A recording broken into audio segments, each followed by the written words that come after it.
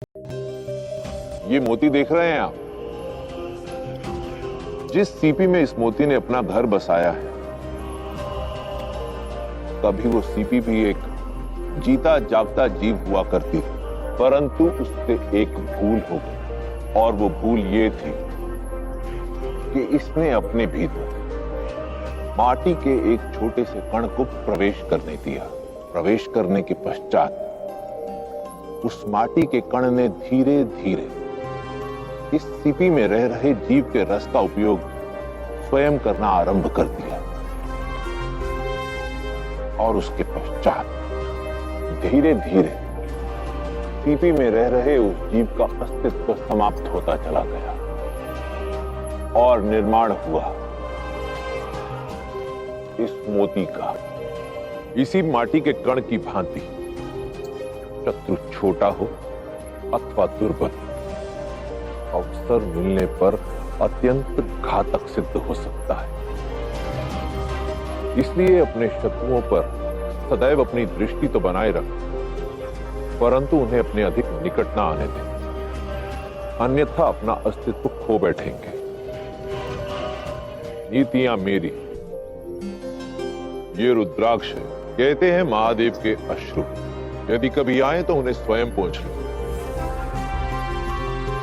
क्योंकि यदि किसी और को उन्हें पहुंचने दिया तो वो आपका उपयोग करेगा, आपकी दुर्बलता को भांपकर पहले सहानुभूति दिखाएगा और फिर बदले में बहुत कुछ ले जाएगा। इसलिए अपनी दुर्बलता को, अपने अश्रु कभी मत बनने दो, उसका भान किसी को मत होने दो।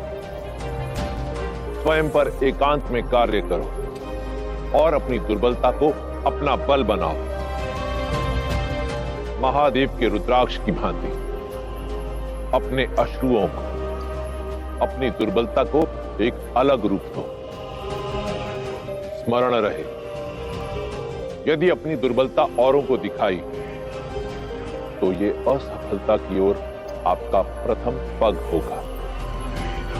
नीतियां मेरी, अनेकों नदियों का मीठा जल समुद्र में प्रवाहित होता है, तब भी समुद्र का जल खारा ही रहता है, क्योंकि यही समुद्र की प्रवृत्ति है।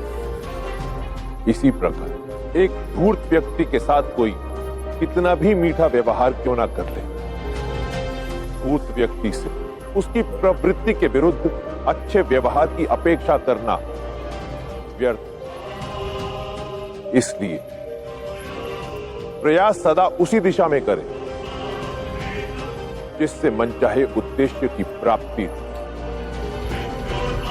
नीति, वन में विचरने वाले अधिकांश पशु पक्षी अपने भरण पोषण के लिए शिकार करते हैं, कभी सफल होते हैं, कभी असफल, किंतु एक शिकारी है जिसका वार कभी खाली नहीं जाता, बाज।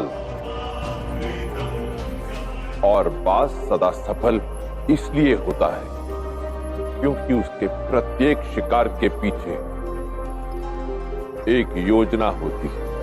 अपने शिकार को देखकर तुरंत उस पर हमला नहीं करता, केवल दृष्टि बनाए रखता है।